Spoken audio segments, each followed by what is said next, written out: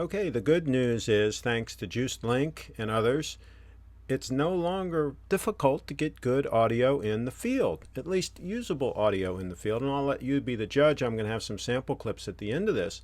But this little gadget that I'm showing you right here, once you've configured it, which it isn't that hard to do, some of the reviewers have said, oh my gosh, it's so hard to configure. Well, if I can configure it, anybody can configure it. There's just some switches on the bottom that you put in the correct position for either mic or line output, phantom power on or off, just some variables.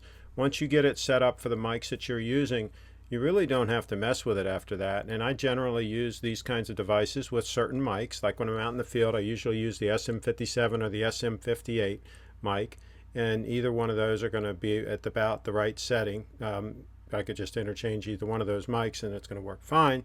By the way, this is a 9-volt battery, rechargeable battery kit that I bought with 4 batteries, $25 on Amazon. So anything that I have that needs 9-volt batteries, I'll have these rechargeables. That cable, by the way, that coiled cable you just saw was from a competitor, Beach Tech, I think is the name. But anyway, I like the little coiled 1-foot jumper cable to go from this mixer to the camera as opposed to a straight cable, so I bought that. And here's how you put the battery in, and this works fine. Some people have complained that this was kind of cheap the way the batteries went in and so forth. I think it's fine. I think it's made fine, and the battery can only go in one way in that little caddy there. So I think this is going to be fine. The device itself seems extremely well made. Some people have complained it looks like it's homemade. Well, it's made in the USA, and it's made right. I think it's metal or aluminum. It's something metallic, and it seems very well made. The switches, some people have complained that some of the switches are too small.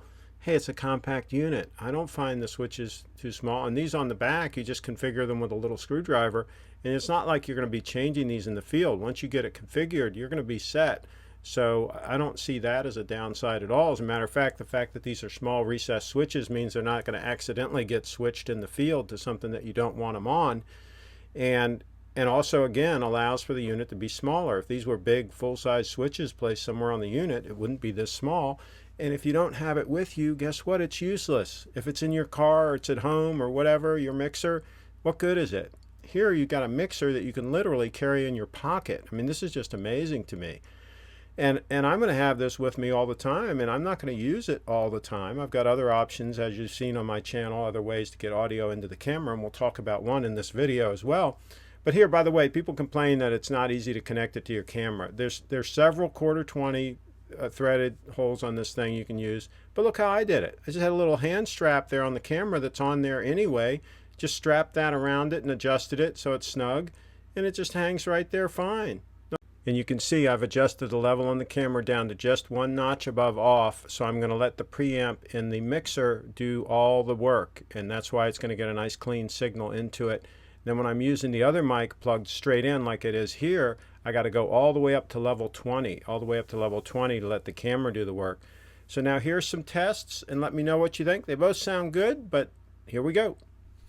Okay, this is test 1. This is, I've got the Riggy Micro on high gain, and I've got the pot at 3/4 of the way up, and I've got the camera turned all the way down to just 1 notch above off on the internal, I guess, preamp in the camera. That's turned all the way down.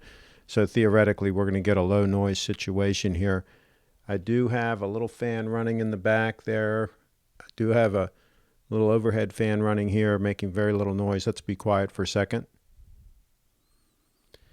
Okay, just to see what kind of noise that we're getting when we're not talking. And the next test is going to be with my other mic going straight into the camera with the custom-made Mogami cable I had made. And we're going to try that so we can compare just doing away with the mixer entirely and see what the difference is in the quality. Okay, so this is a test with the same microphone, this time with the custom Mogami cable that I posted a review for yesterday, that is custom made to just go right into the 3.5 millimeter jack. So it's an XLR on this end. It's just a 3.5 millimeter, and it's a 10-foot cable that I had custom made for this purpose.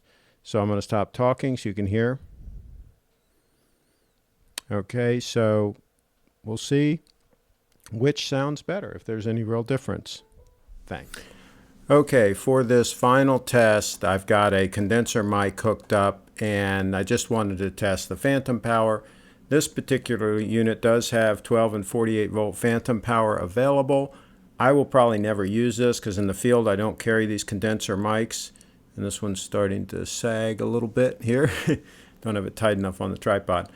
But just as a quick test, just in case you did want to do it, if you're out in the field and you want to use one of these, then you have the phantom power available. Typically I'll be using this with the phantom power turned off, and that way the battery will last longer, and I'll just use the Shure SM58 mic like you saw, or the SM57s that I use. So again, just a test for phantom power. For those of you that want to use it, it is there. And please subscribe to my YouTube channel and follow me on Twitter, and chime in. What do you do for great audio in the field? Thanks.